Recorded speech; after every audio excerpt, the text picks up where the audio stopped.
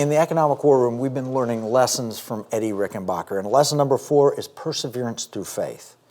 I told you about the lengthy battle between President Roosevelt and Eddie Rickenbacker. Roosevelt canceled contracts, illegally silenced Rickenbacker, cut him off from the airwaves, but then Pearl Harbor was attacked, and Eddie Rickenbacker agreed to a secret mission for the president, even agreeing to rally troops along the way. He had no idea how this would change his life, or should I say, he had no idea how much it would cost him. Rickenbacker's tour required him to take a B-17 transport from Honolulu to Canton Island en route to General MacArthur, but the flight never arrived. There was a navigational failure causing Rickenbacker's plane to miss a refueling stop and eventually forced the plane to ditch into the Pacific. Rickenbacker wasn't the pilot, he was just a passenger, but he took command of the situation. Without any real rations, adrift at sea, hopelessly lost, 8 men shared 3 life rafts. One of them was severely injured and eventually died, and the other 7 endured 26 days without any external reason for hope. All of this is recounted in Rickenbacker's book with the title, 7 Came Through. It's a miracle story, and Captain Eddie Rickenbacker was, as always, a genuine hero.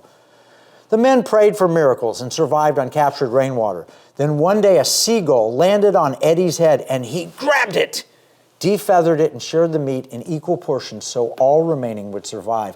Rickenbacker believed the seagull was a sign from God that they should never give up. He said prayers nightly for all involved. After more than 3 weeks, a plane spotted the rafts, and eventually they were rescued. Even after the rescue, Eddie continued his mission. He went on to find MacArthur. He could have given up and gone home, but instead he had to deliver the secret message. After that, he then went to the War Department and taught them how to equip planes so that they could better survive when they landed in the ocean. And then he began a tour of America to sell war bonds. He even undertook a 55,000-mile trip to encourage our allies in Russia and China. Rickenbacker was offered the rank of Major General. He refused it. He wanted the freedom to tell the truth and to criticize the government as necessary. The point is this: hardship did not make Eddie Rickenbacker a quitter. Instead, he looked for solutions. And we can't be quitters either. We must learn to persevere through faith. And that leads us to the 5th lesson, a simple one. We must always have the right attitude and express it with as much joy as possible.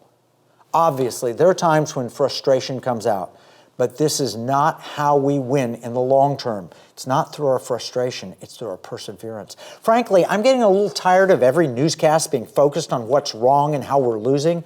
My friend Joy, who passed away last year about this time, she called such discussions Satan's newsletters. We spend so much time bellyaching over problems without even trying to think of solutions. Now, that's not what you get in the Economic War Room. Not only are we always looking for the silver lining, we're also always looking for solutions. I don't think there's another show on television or the internet or podcast or program anywhere that is as solution-driven as we are. Every week we try to share with you the bad, the good, and the beautiful. It's the opposite of the good, the bad, and the ugly.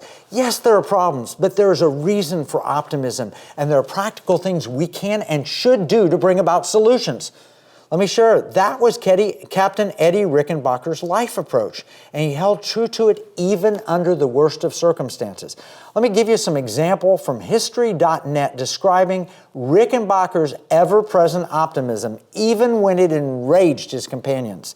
Here's a quote: "As the days dragged monotonously on and no search planes appeared, Rickenbacker cajoled, insulted, and even angered everyone in an attempt to keep their hopes alive.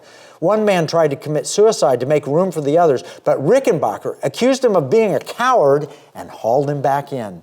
They all steadily weakened as time went on, and bitter arguments ensued with Rickenbacker as the focus of harsh remarks. But the airline executive believed that he must not admit defeat, and he used sarcasm and ridicule or anything he could do to keep the others from giving up.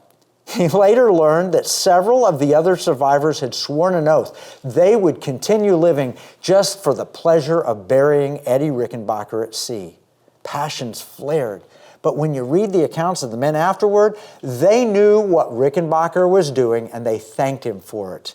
He would not allow their pessimism to stand in the way of their rescue. And that's where we are today. Don't let pessimism and hopelessness rule your heart and mind now.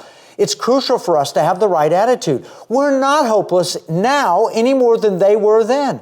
I've shared with you the miracle story of Dunkirk, where the small ships rescued more than 300,000 British soldiers from certain death or defeat. It took prayer, faith, work, and ultimately thanksgiving to survive enough and go on to victory. Today, we're faced with some really dark and dire circumstances. We see Google effectively stealing elections. Robert Epstein told us that. We see the advent of central bank digital currencies, a means of total economic control. We see a massive budget debt and out-of-control spending. We see our own funding of China as an adversary and building up their military, and we're paying for it. We see deplatforming and canceling of righteous people. We see attacks on the family and family values. We've covered all this in the Economic War Room. It is bad. It's the bad. But we also share the hope. We've offered genuine solutions, the good, and action steps we can take to protect our families and nations. You'll learn that many of the problems we face can be addressed by getting our heart right, by getting our money right first. Jesus taught us that in Luke 16:11. That's why we keep telling people they must weaponize their money, their giving, spending, and investing if they want to achieve victory in this economic war.